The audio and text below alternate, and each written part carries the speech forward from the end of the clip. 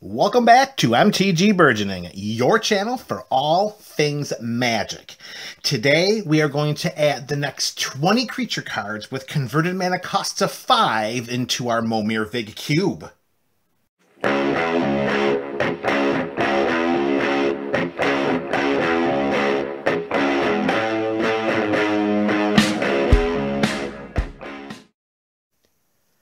Hello and what's up, MTGBC? That is the MTG Burgeoning community. Welcome back to another installment of our ongoing Momir Vig Cube series. If you forgot the purpose or goals of this series or just need a refresher, you can search in the description below for a link to MTG Burgeoning's introduction to the Momir Vig Cube. And while you're down there searching in the description, you can also click the link to Cube Cobra, where you can see the entire contents of the cube as it stands right now. So here we go, 20 more creature cards with converted mana costs of 5, and we're starting things off with an absolute powerhouse in this format, Herald of the Host. It is an angel with 4/4 flying and vigilance. Oh, it's Sarah Angel all over again, but my oh my, have the times changed, because slapped onto Herald of the Host is the Myriad mechanic, meaning that whenever Herald of the Host attacks, for each opponent other than the defending player, we may put a token that's a copy of this creature onto the battlefield, tapped and attacking that player, and then at the end of combat, we exile the token. Of course, we could also put it in there for planeswalkers, but there are no planeswalkers in Momir Vig. It's all creatures all day and all night.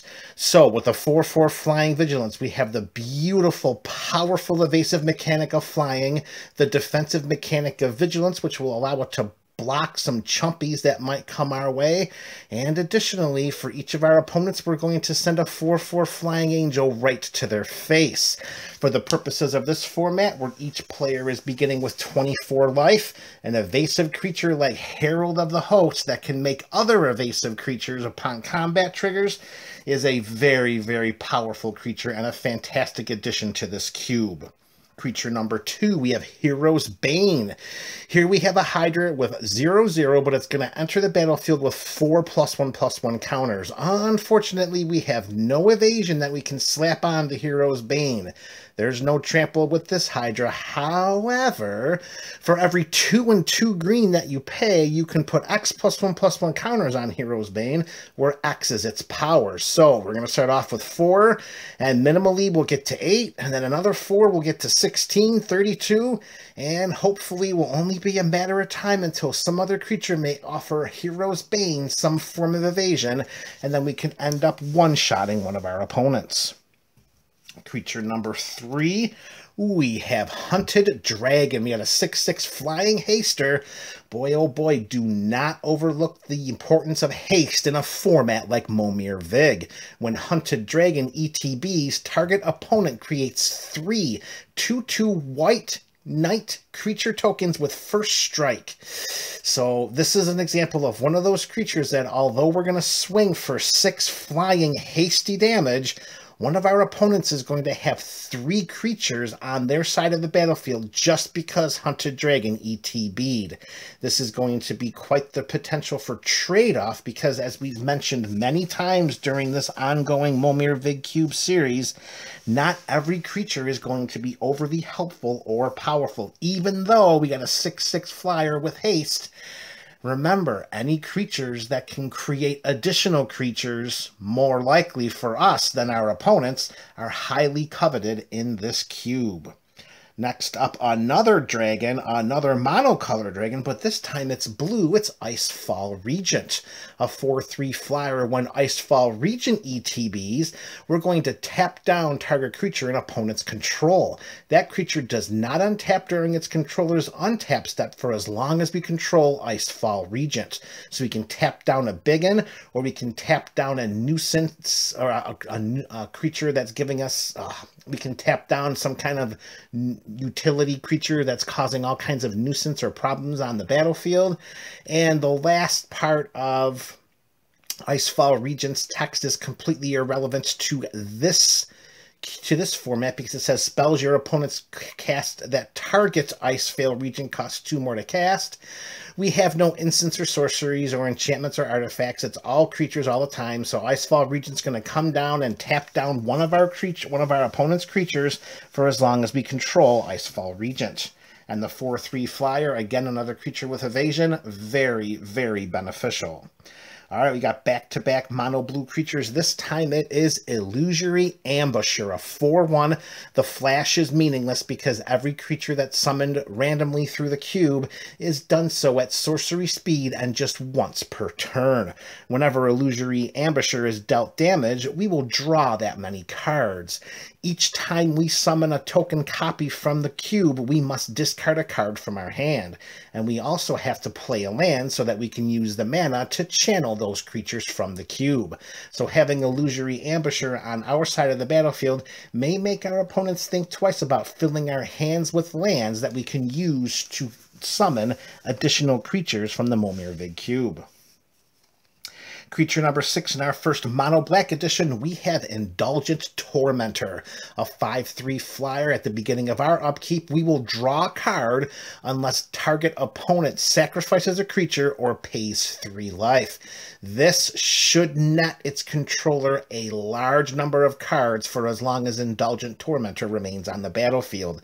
You will continuously target the opponent that has either 1 or 2 very important life-saving creatures on their side of the battlefield, or one of the opponents, maybe it's the same one, that does not have enough life to pay 3 to deny us drawing an additional card. We only start with 24 life in the Momir Vig Cube variant, and plus with the Indulgent Tormentor having the evasion of flying, this 5/3 threat from the 5 spot could spell doom to the opponents of its controller. All right, next up, back to mono whites, we have Jeweled Spirit. It's a 3/3 flyer. We can sacrifice 2 lands, and Jeweled Spirit gains protection from artifacts or from the color of our choice until end of turn. That may seem like a steep price, particularly in a format where, let's face it, lands are going to be very, very important, maybe even more so than in other formats, because we must discard them to summon creatures, and we must play them to use the mana to do so. So if we are getting closer and closer to knocking out an opponent, it may be worth sacrificing 2 lands to give this evasive creature some additional protection and swing in for the remaining of their life total. Next up, and an absolute stalwart, if we can continue to tap it and untap with it safely, that's going to be Colonian Hydra. Here we have a Hydra with trample. Every Hydra should have trample. We've already seen that that's not the case. However, here with Colonian Hydra, it's a 0/0 trample that ETBs with 4 +1/+1 counters on it. And whenever Colonian Hydra attacks, we will double the number of +1/+1 counters on each creature we control. If you've been following along throughout this series, you know that there is a +1/+1 counter theme woven into the Momir Vig Cube. If you're fortunate enough to summon 1 or 2 additional creatures that have that synergy, sending Colonian Hydra into combat, making it an 8/8 trampler, and then doubling the +1/+1 counters of all of your other creatures without any kind of interaction, it will only be a matter of time until Colonian Hydra completely takes over the game and takes you right to the next one as you are making your opponents shuffle up their basic land libraries. All right, creature number 9 in our first multicolored edition, we have Kng Sky Warden. We got a 3/3 flyer with vigilance. Whenever it attacks, attacking creatures with flying get +2/+0 until end of turn. And conversely, whenever Kng blocks, blocking creatures with flying get +0/+2 until end of turn. This card is designed wonderfully because of the vigilance. It allows it to stay untapped when it goes into combat so that it can also block on the defensive side. So when it attacks, it's going to be a 5/3. When it blocks, it's going to be a 3/5. That is a very, very nice investment of 5 mana into the Momir Vig Cube if you are fortunate enough to summon a copy of Kng to your side of the battlefield. All right, hitting the halfway point of this video, we have Kuzils, Tyrant of the Cliffs. We got a 5/4 Ogre Warrior that whenever a creature an opponent controls attacks, if we're the defending player, we create a 3/3 red Ogre creature token unless that creature's controller pays 3. There's a lot to unpack with this Ogre Warrior, so let's start with that first line of text. Whenever a creature an opponent controls attacks, and if we're the defending player, it's not one or more. So if our opponent sends 3 creatures at us, we will create 3 3/3 red Ogre creature tokens unless that creature's controller pays 3 for each one of those creatures. And let's face it, this is Momir Vig. Our opponents most likely are not going to pay taxes to enable them to attack us when they can just continue to summon bigger, more threatening creatures to their side of the battlefield. So Kuzils, Tyrant of the Cliffs, acts as one of those creatures that could come down under its owner's control and threaten to create additional creatures on their side of the battlefield, which in turn could lead to an army that can swarm over their opponents and capture victory. Creature number 11, we're back to another mono blue edition. We have Keeper of Keys. It's a 4/4, and when it ETBs, we become the monarch. And at the beginning of our upkeep, if we're the monarch, creatures we control can't be blocked this turn. The key to the Keeper of Keys, no pun intended, is to make sure that we can untap and still be the monarch, because if we can send our creatures against our opponent's armies with unblockability, it will only be a matter of time until we can wipe them off the table and move on to the next game. All right, creature number 12 is another mono black edition, and we have Keepsake Gorgon, a 2/5 with Death Touch, and it has the monstrosity mechanic. Here, we'll pay 5 and 2 black mana to monstrosity 1, which means if this creature isn't monstrous, we'll add a +1/+1 counter to it, and it will become monstrous. And when we activate this ability, we will be able to destroy target non-Gorgon creature an opponent controls. Let's face it, it's not like Gorgon is one of the most popular creature types in the history of Magic. So for the purposes of this cube, Keepsake Gorgon most likely will read, when it becomes monstrous, destroy target creature an opponent controls. In a format that's void of any instants or sorcery spells, any creatures that could have any kind of removal could be very beneficial as a way in which to tip the favor of a game, or to tip the battle into the favor of Keepsake Gorgon's controller. Wow, it is a terrible thing when bad things happen to good sentences. All right, creature number 13. We have the mono white creature. This is the billboard for ensuring that every player who sits down to play Momir Vig has as much equal symmetrical representation of all colored mana as possible. Because if that player is fortunate enough to summon Kenrith the Returned King in the 5 spot, then he or she is most likely going to win the game. A 5/5 human noble, we can pay a red mana to give all creatures trample and haste until end of turn. And in a format where combat rules, that should not be a mechanic that is overlooked. We can pay 1 and a green to put a +1/+1 counter on target creature. We can pay 2 and a white to have target player gain 5 life. And let's face it, in this format, if we choose that to be ourselves, which we should every single time, we're gaining more than 20% back of our starting life total. 3 and a blue, target player will draw a card. Again, that should be us. The only mechanic that falls short is the last one, which is for 4 and a black. We can put a creature card from a graveyard onto the battlefield under its owner's control. Since every creature summoned from the Momir Vig Cube is a token copy of that creature, there will be no creatures in the graveyards. The only thing in graveyards will be lands. So for Kenrith the Returned King, those first 4 abilities will be the only abilities that apply. And let's face it, that still makes Kenny one of the most dangerous creatures, not just in the 5 spot, but in the entire cube. Next up, another multicolored edition, we have Colonian the Storm's Fury, a 4/5 flyer that reads whenever a dragon we control attacks, creatures we control get +1/+0 until end of turn. We will disregard the dash mechanic because we are summoning these randomly from the Momir Vig Cube. So all we have to do is make sure that we can get Colonian onto the battlefield, and even if that's the only dragon we have, it still will give that temporary power boost to our entire squad as long as it's sent into combat. And as a 4/5 with the wonderful evasion of flying, we should be doing that every single turn. All right, hitting the 3/4 mark of this video, we have our first colorless creature today, and that will be Kuzils Channeler. Very simply, it's a 4/4 that we can turn sideways for 2 colorless mana.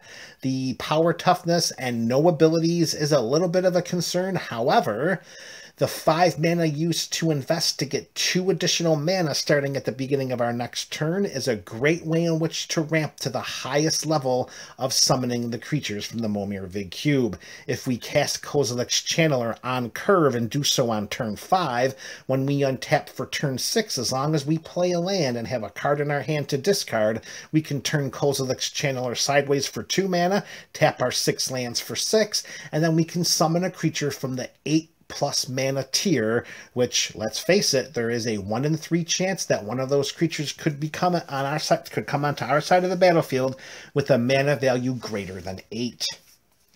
All right, creature 16 in another multicolored edition, we have Cool Wrath Knight, a 3/3 flyer with Wither.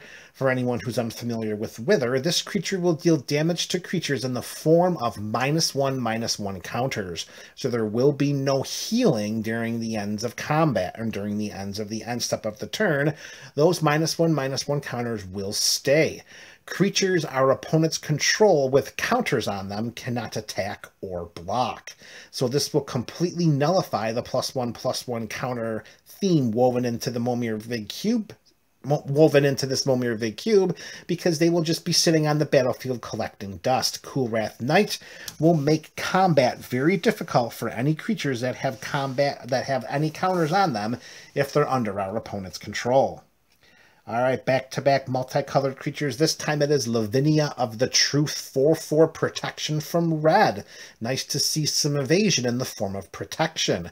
When Lavinia ETBs, we're going to detain each non-land permanent our opponents control with converted mana costs 4 or less. Until our next turn, those permanents can't attack or block, and their activated abilities can't be activated.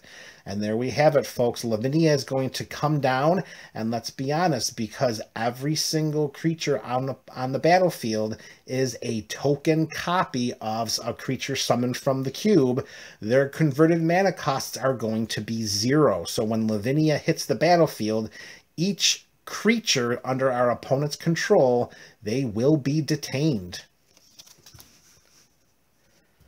All right, next up, and let's face it, folks, if you are the unfortunate player to summon a copy of this creature to your side of the battlefield, well, you have very, very poor luck, because this is a 1 in 200 shot, but it is a possibility, and that creature could be Leveler.